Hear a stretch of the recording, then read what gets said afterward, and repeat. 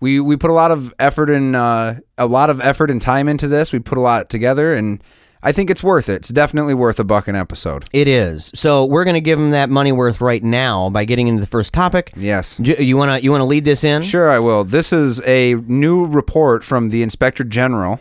A very sad report, but the VA. Yes, yep. About the VA. 300,000 veterans have died while waiting for health care at the VA.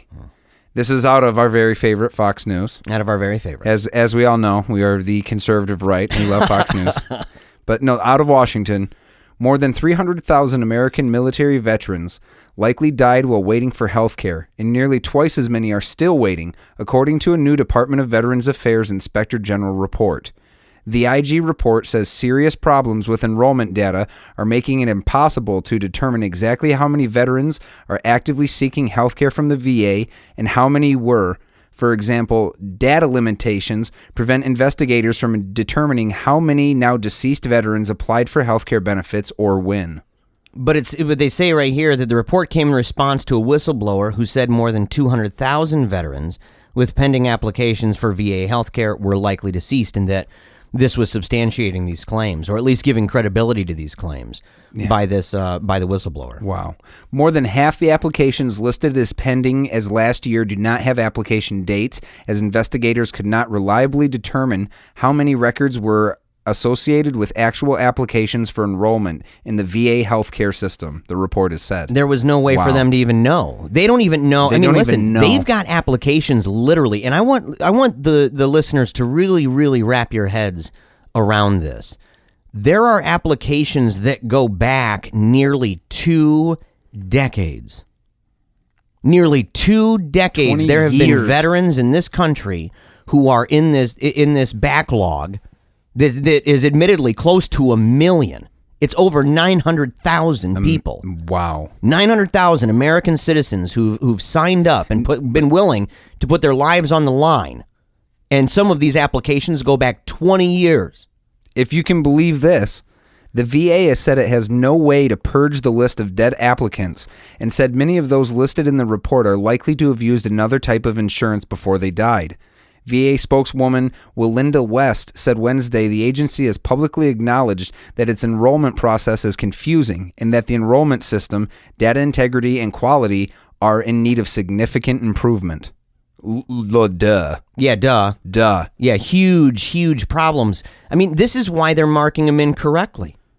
You've got thousands of these unprocessed claims that are literally being marked incorrectly. You've got situations where in the writing of this piece anyway, they were talking about altogether there may have been deleted 10,000 or more electronic transactions over the last 5 years alone. There was another thing, and I wish I remembered his name. Was it Representative who? Jeff Miller. Yeah, it was Jeff Miller. He was talking about how 40,000 of these may have been deleted. So you've got claims that maybe 10,000 in the last 5 years, 40,000, not just deleted, but thrown away. In some cases, shredded. How do you shred those? Shredded. This is shredded. It's mind-boggling. And listen, I encourage people, go check out the interview with Congressman Jeff Miller. He's the chairman of the House Committee on Veteran Affairs. These are real people. Yes. They're real people being affected. And the thing, too, is, hey, maybe people don't have a very big national sentiment, and I can understand that to a degree, but people that are veterans that have had their number called up or stood up in line to go fight need to be taken care of when they come back home. That's just very simple. And it's devastating. Like, it's hard to believe it's actually happening. The system is bunk. It's broken. It's terrible. It's not designed to take care of the breadth of people that are coming into it. And it's easy to have veterans out of sight, out of mind in a really weird way, because you go on Facebook, you go on TV, you go anywhere, and you see all the symbolism. And it's easy to get wrapped up in the jingoistic feel of it all, and to be, man, look at the bald eagle, and look at the stars and the stripes, and look at the fireworks and everything else that kind of goes along with that. But yet, it's very hard to remember that there were individuals who were part of that procession, or part of that parade, or part of that celebration or memorial, who those are individual people who, when they're not on screen, part of that, have an everyday life. And that involves things like sickness, things like pain, things like post-traumatic stress, all these different issues, and that for them to get help, they have a place that they're supposed to go to. That's right. A place that was set up for them, and that's the place we're talking about right now. But yet, I think so many Americans see the symbolism, and it's very easy for them to separate that from the day-to-day people who are involved in this whole problem. Because it's been naturally separated for them by making VA hospitals where the only place that veterans can go. By doing that, you've eliminated people seeing the actual repercussions of war, the day-to-day repercussions of war. This is something that you and I have talked about before. I remember. We might as well bring this in. It's Right. the thing that we always have to talk about. But the gold card. Hey, man, it's a socialist system already. We can admit that, what the VA is trying to do. So let's just make it a true blue socialist system and say gold card for veterans. It's a service to grave entitlement is what we can call it. Service to grave. Service to grave entitlement, that after you have provided a service to the country, you can go into any hospital, public or private, and use this card and get your care. And I think the other part of that, the other issue that it will bring in or bring to light, is people will actually get to sit down in the ER or in their everyday room and wait with people who are veterans dealing with that stuff every day. I agree. And in fact, that was one of we said that this kind of harkens back to a conversation. I'll just say this: that's a conversation that has stuck with me ever since. Because the idea, I'd never really thought about that too deeply before that conversation about the fact that the VA separates veterans from everybody else in how to take care of them and even seeing them. Seeing them and seeing just how many there are, just how much pain there is, just how much anxiety and depression and suicide that there is. All of that is separated. And to say, begin blending that together. Make it so that veterans don't have to go to a system where the state controls the means of production through and through, where they own everybody and everything. That's a real problem. Open it up, make it free, give them gold cards, and let them go to where they can go so that you're not stuck in a situation where you might have to drive an hour plus in order to get service. And I'm being generous by saying that you get service. Generous. I'm being very really generous because you might have to drive. You might have to drive an hour and a half away after hours to a triage unit that will give you one of maybe 3 or 4 different medications that they have on hand because the pharmacy's not open, and then send you back to then get an appointment months out. This is a reality that tons and tons of veterans can say, I recognize those words. I have been in those situations. Let's talk about the 3-month waiting period for a second, though. Yeah. Thinking about the 3-month waiting period, this is what the VA, they put it out knowingly that it was false. It was not going to make the 3-month target. They knew that they were backlogged. They knew they had all those files, and it was so discombobulated that they didn't even know what they were doing with all of it. And they told everybody a 3-month window. I guess what I'm getting at is somebody who may have been diagnosed with 3 months to live, they're looking dead. for their stuff. Not even dead, man. They would have been thinking, I'm going to just barely make it to get my treatment. I can hold out for 3 months.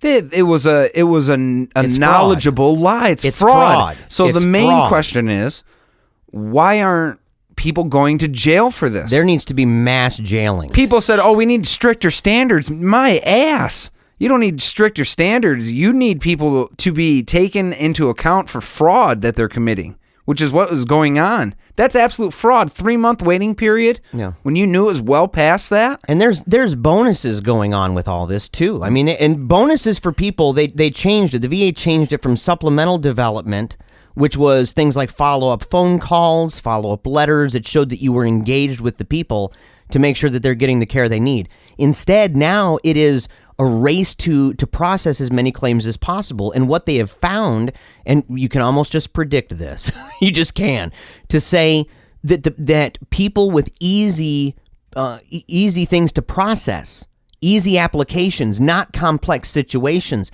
those ones were done first. Absolutely. So you could load up your numbers. Low-hanging fruit. Low-hanging fruit. So what they're finding is you've got people now who were in really, really bad situations, who are either dead or way worse than they were before, and they're still not being treated. They're still not being processed because of this, because of the way that they changed it from supplemental development. So they've made it essentially low-hanging fruit. That's exactly what we need to talk about. Let's make it personal. Yeah, let's do that. Let's make this personal. Here's an audio clip of a guy. This video was sent to me. It's called VA Medical Staff Needs Help, Thomas James Brennan. And if you're interested in Thomas James Brennan, he's a veteran who's now very outspoken in his activism. He writes regularly about this. Find out more about who he is, Thomas Brennan. But take a listen to this. It's emotional. Very sorry about that. But what I'm concerned about is tomorrow, if I wake up and I can actually drive to come pick up a prescription, can I get something to help it go away while I'm waiting on the prescription to come in the mail? Absolutely. We can do that. I really would have appreciated that phone call. I know, and I apologize. Sorry. I'll put these in right now. The veterans don't care about the wait time. We just want to feel like we fucking matter. And when you're sitting at home like this, you don't feel like you matter to the doctors who were supposed to take care of you.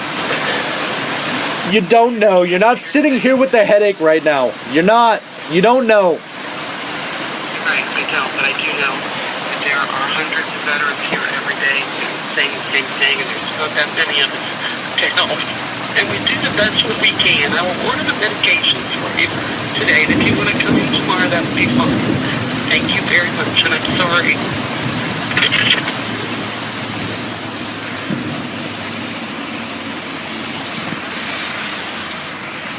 And the VA hung up on me. And there you have it, Joe. Yeah, there it is. And I encourage you, once again, please go watch that video. I mean, in the video, he has words on the screen, like I said, and one of the things on the screen was that he had been on the phone that day for 3 hours. Yeah. And when I watched that video, and I kind of alluded to this before we played the audio from it, but I cried. Yeah. I heard the echoes of my own exchanges with agents at the VA over the years. It's so many times, it's really...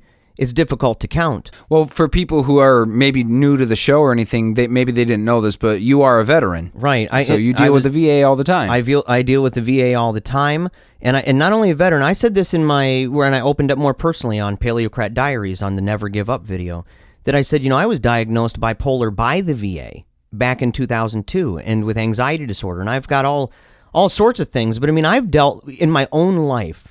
I've dealt with so many of these exact same conversations that are dealing with the exact same problems, whether it's confusions over a urine test of some kind, and that, well, we didn't process this, or it's a stomach test for a recent one here, a stomach test that I had to determine whether or not I had stomach cancer, because I've had serious stomach problems, and they haven't really nailed it down. They had the results to that, didn't call me back, didn't let me know, just kind of let me live under that shadow of fear and uncertainty.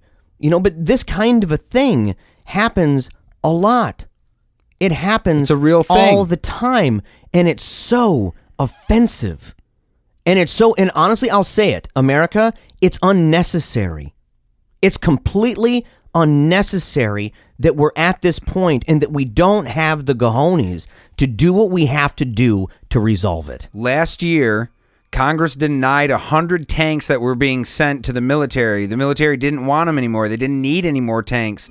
Think about the money that could be spent for the VA and the veterans that need the help. It's obvious. The help is needed. It's there. We need big answers. We need big politicians with big ideas to resolve this. That's right. To say enough is enough. We'll be right back, friends, right after this. For debates, interviews, or speeches, contact PaleoRadio Show at gmail.com.